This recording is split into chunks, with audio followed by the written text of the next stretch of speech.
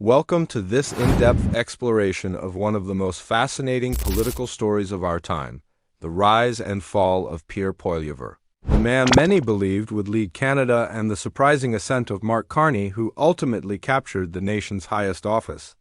In the early days, Pierre Poilievre was seen as unstoppable.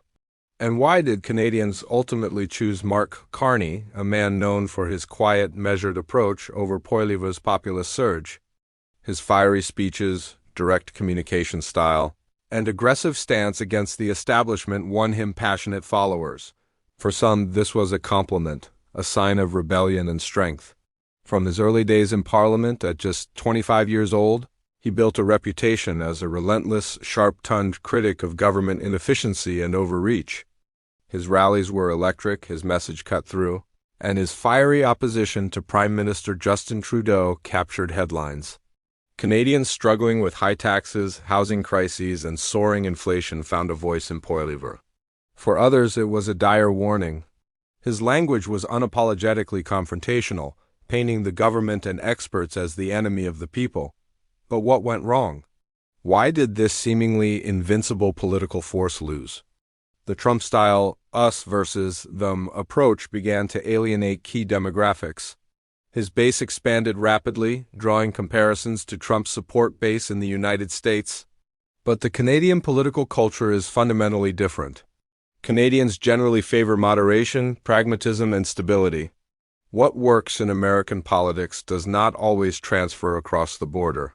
His social media mastery allowed him to bypass traditional media channels, building a grassroots movement that felt personal and direct.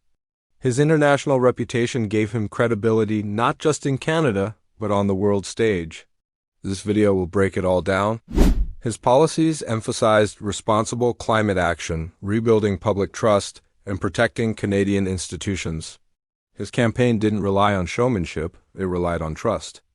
Over the next 2 hours, we will dive deep into the key moments that shaped this political battle, the mistakes that cost Poilievre the election, and why Mark Carney's calm, globalist message resonated when Canadians needed it most.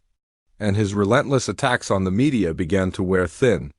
Instead of softening his tone to broaden his appeal, Poilievre leaned harder into his populist brand.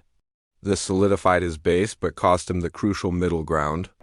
Canadians feared that electing Poilievre would import the same political chaos seen in the U.S. under Trump, but as votes from major urban centers rolled in, it became clear that Carney's Liberals had captured the hearts of city dwellers, young professionals, and suburban families. The rise of Pierre Poilievre's journey to political prominence was not accidental. But political analysts quickly noted that his brand had hit a ceiling, and that ceiling was lower than he anticipated. His speeches were filled with emotional language, calling out gatekeepers who were allegedly stifling economic growth and individual freedoms. By 2023, Poilievre was no longer just a conservative contender. He was a phenomenon. His globalist credentials reassured international partners, and his focus on climate policy, economic stability, and public health signaled a steady hand at the wheel. But his growing resemblance to Donald Trump, in style, tone, and sometimes in policy, became both his greatest asset and his biggest vulnerability. The Trump mantra and its consequences, his campaign will be remembered as a cautionary tale about the dangers of adopting foreign political strategies without considering cultural context. Pierre Poilievre borrowed heavily from Trump's populist playbook. He used aggressive slogans, called out the media, and aligned with protest movements like the Freedom Convoy. They chose competence, stability, and international cooperation. Initially, this energized a significant segment of the Canadian electorate. As Poilievre's rhetoric intensified, many moderate voters, suburban families, and older Canadians began to question his suitability as a national leader. The media seized on this narrative.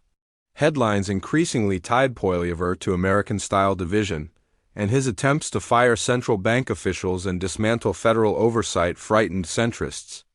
Poll after poll began to show erosion in his support outside his core base. We'd love to hear your thoughts in the comments below. Mark Carney's strategic entry. While Poilievre captured headlines with fiery speeches, Mark Carney was quietly preparing a very different campaign. And don't forget to subscribe to our channel for more long-form political content. Known for his steady leadership as governor of the Bank of Canada and the Bank of England, Carney symbolized competence, experience, and trust. Carney positioned himself as the anti-Poilievre, calm, diplomatic, and focused on unifying the country rather than dividing it. As Poilievre doubled down on his aggressive style, Carney steadily attracted support from moderate voters, urban professionals, and Canadians who felt exhausted by political turmoil. Why Poilievre lost the election in the end? Pierre Poilievre's attempt to replicate the Trump formula proved to be his undoing. Voters began to view his promises as extreme. His proposal to fire the Bank of Canada governor, his support for protests that disrupted cities, his campaign failed to pivot. Meanwhile, Carney's message of unity, fiscal responsibility, and international cooperation won over key swing voters. Canadians ultimately chose stability over disruption. The election night and its aftermath election night was a stunning moment. Early results showed strong support for Poilievre's conservatives in rural areas and small towns. When the final results were announced, Mark Carney emerged as Canada's new Prime Minister. Poilievre's supporters were devastated, while many moderates and progressives celebrated what they saw as Canada's rejection of Trump-style politics. In his concession speech, Poilievre doubled down, insisting that his movement would continue. The Canadian political shift the election marked a turning point for Canada. It sent a clear message. Canadians overwhelmingly rejected the idea of importing U.S.-style populism. Mark Carney's victory reflected Canada's desire for calm leadership, serious policy solutions, and a return to respectful political dialogue. Poilievre's aggressive approach may have energized a segment of the population, but it failed to resonate with the broader Canadian electorate. Final analysis in the grand narrative of Canadian politics, Pierre Poilievre's loss will be studied for years. His Trump-inspired tactics worked for rallying the base, but ultimately cost him the trust of moderates and centrists. Meanwhile, Mark Carney's quiet, strategic ascent proves that Canadian voters are not interested in electing leaders who govern by division. The question now is, can Poilievre rebuild his image and return with a new strategy? Or has Canada definitively moved past this phase? Conclusion: thank you for spending this time with us on this comprehensive analysis of why Pierre Poilievre lost the election and why Mark Carney is now Canada's Prime Minister. What do you think? Was Poilievre's defeat inevitable? Did Canadians make the right choice in selecting Carney? If you found this deep dive informative, please like this video, share it with your friends. Until next time, stay informed, stay engaged, and continue to think critically about the leaders who shape our world.